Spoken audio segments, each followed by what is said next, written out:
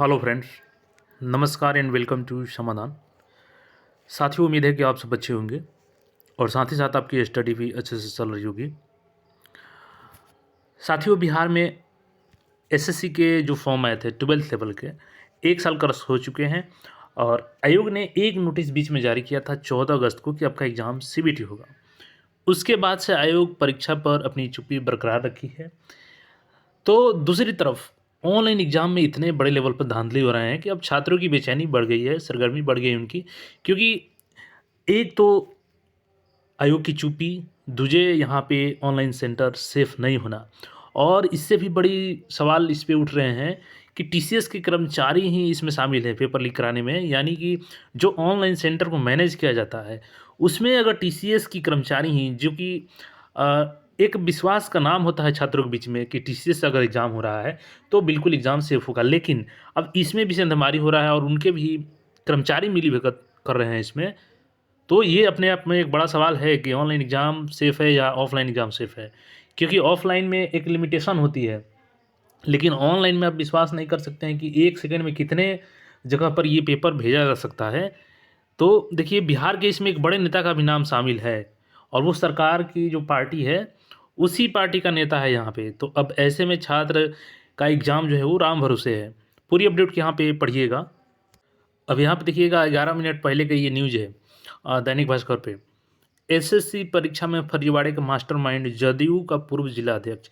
अब जो पार्टी सरकार में है उसके नेता पेपर लीक करते हैं, तो इनका मनोबल कितना ऊंचा होगा ये आप सोच सकते हैं। 3 लाख में सेट किया था सेंटर, गिरफ्तारी के लिए मुजफ्फरपुर गया में छापेमारी। पूरी अपडेट यहाँ पे देखिएगा। देखिए, चूंकि एमटीएस का भी वर्तमान में सेंट्रल एसएससी का एग्ज़ाम चल रहा है और पूर्णिया में भी एक सेंटर बनाया गया था, Purnia digital online examination centre. तो यहाँ पे देखिएगा, इसका एड्रेस भी यहाँ पे दिया गया है। सबसे बड़ा सवाल इसमें ये आता है कि सेंटर को वहीं मैनेज कर लिया गया था, यानी कि जो रियल अभ्यर्थी थे वो बगल के कमरे में बैठे थे और उनकी जगह दूसरा कोई जो फर्जीवाड़ा करने वाले हैं, यानी कि जो सॉल्वर गैंग होते हैं, उनको बैठाया गया था उनकी जगह पे एग्जाम देने के लिए। एसएससी एमटीएस की परीक्षा में फर्जीवाड़ा करने वाले गिरोह के मास्टरमाइंड की तलाश में पुलिस पटना सहित कई जिलों में छापेमारी कर रही है। पूर्णिया के जिस ऑनलाइन परीक्षा सेंटर पर छापेमारी में फर्जीवाड़े का खुलासा हुआ है, तो उस केंद्र के मालिक जो है वो कटिहार के खोटा मिलिक का रोशन मंडल, वैशाली के बेलसर का विवेक सिंह और नालंदा के नूरसराय का राहुल राज है। और चूंकि देखिएगा, तो ये जदयू का पूर्व जिला अध्यक्ष भी रह चुका है और एक बार नहीं बल्कि दो दो बार जिला अध्यक्ष रह चुका है ये। और रोशन कटिहार से युवा का जदयू जिला अध्यक्ष रहा है, उसकी भाभी कटिहार में ही जिला पार्षद है। तो देखिए, ये कोई छोटे मोटे लोग नहीं हैं, ये सरकार में इनकी अच्छी पैठ है और ये अच्छी पैठ है तभी ये इतना हिम्मत कर पाते हैं पेपर में धांधली कराने की, सेंटर मैनेज कराने की। और उसी सरकार से, जिस सरकार के नेता शामिल है इसमें, उससे आप उम्मीद करते हैं कि एग्ज़ाम फेयर तरीके से हो। तो ये अपने आप में एक बड़ा कंट्राडिक्शन आता है सामने।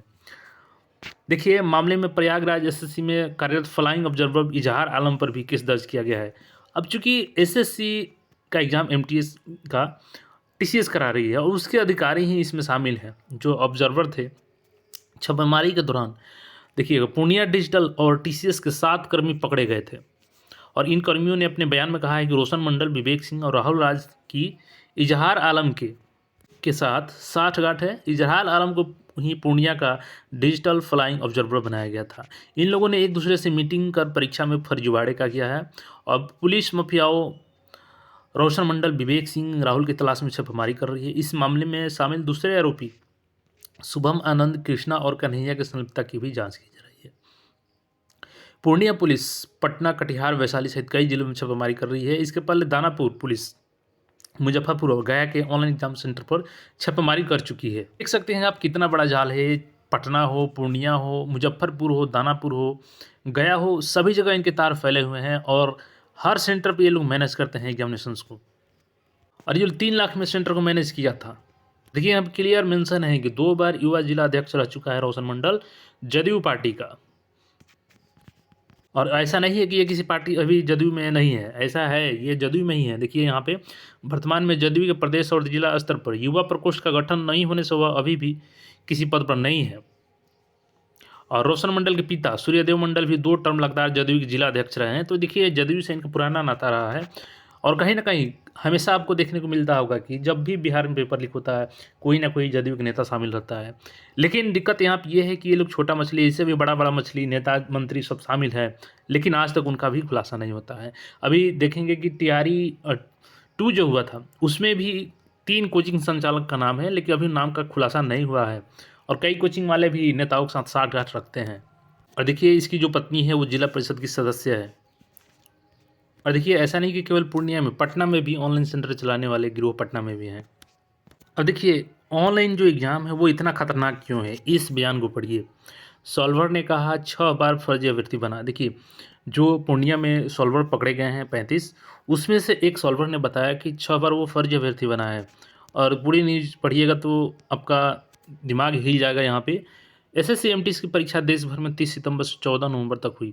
इस अवधि में कुल 22 दिन परीक्षा हुई। इससे पहले कई परीक्षाओं में पूर्णिया डिजिटल में फर्जीवाड़ा हो चुका था। इसका गवाह पकड़े गए सॉल्वर ने ही कहा है। यानी कि ये तो जब पकड़ा गया है मामला तब सामने आया है। इसके पहले वो 6 बार पूर्णिया सेंटर पे ही फर्जी अभ्यर्थी बन करके दूसरे की जगह पे एग्ज़ाम दे चुका है और उसका किसी को पता भी नहीं था।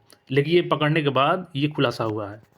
देखिए यहाँ पे एक सॉल्वर ने अपने बयान में कहा कि वह इससे पहले 6 बार पूर्णिया डिजिटल सेंटर पर सॉल्वर बन चुका है। दूसरे ने कहा कि वह 4 बार सॉल्वर बना है। मालूम हो कि माफियाओं ने एक अभ्यर्थी से 10 से 12 लाख में एसएससी एमटीएस की परीक्षा में सफल करा देने का झांसा लिया था। तो देख सकते हैं कितना खतरनाक है ऑनलाइन एग्जाम। इसमें पकड़ में भी नहीं आता है। एक अभ्यर्थी जो यहाँ पर सॉल्वर गैंग है, उसका एक सदस्य बोला कि मैं 6 बार पूर्णिया में ही यहाँ पे इसी सेंटर पे 6 बार अभी तक एसएससी एमटीएस का एग्ज़ाम दे चुका हूँ और एक बोला कि 4 बार मैं सॉल्व कर चुका हूँ यहाँ पर। तो कहीं न कहीं ऑफ़लाइन से बहुत ज़्यादा घातक है। और देखिए आयोग अभी इस पे चुप्पी साधी है। एक बार नोटिस जारी कर दी 10+2 एग्ज़ाम जो लेवल का एग्ज़ाम है बिहार एसएससी का, कि हम एग्ज़ाम लेंगे ऑनलाइन। उसके बाद से आयोग चुप्पी साधी है और अब छात्रों के बीच कहीं न कहीं माँग उठ रहा है कि आप ऑफ़लाइन ही एग्ज़ाम कराएँ, लेकिन उसमें आप आंसर की जारी करें। पेपर दे अभ्यर्थियों को ओएमआर शीट जारी करें, क्योंकि ऑनलाइन में तो पता ही नहीं चलता है कि कहाँ पे धांधली हुआ, कितनी बार धांधली हुआ। जब पकड़ में आते हैं तब इसका खुलासा होता है। तो आप क्या चाहते हैं, एग्ज़ाम ऑनलाइन हो या ऑफ़लाइन हो? और ऑफ़लाइन हो तो इसमें पेपर भी मिलना चाहिए, ओएमआर शीट भी जारी होनी चाहिए, आंसर की भी मिलनी चाहिए, कट ऑफ जारी होनी चाहिए। ये तमाम चीज़ें जब तक नहीं होगी एग्ज़ामिनेशन फेयर तरीके से नहीं होगा, क्योंकि इसमें सरकार के लोग ही शामिल हैं। तो आयोग को भी इस पे जल्द से जल्द अपना स्टैंड क्लियर करना चाहिए, कब तक एग्ज़ाम लेगी, किस माध्यम में एग्ज़ाम लेगी। बाकी आपका जो भी राय है इस पे कमेंट करके बता सकते हैं। चैनल पर नए हैं तो चैनल को सब्सक्राइब करके जुड़ जाएँ। धन्यवाद।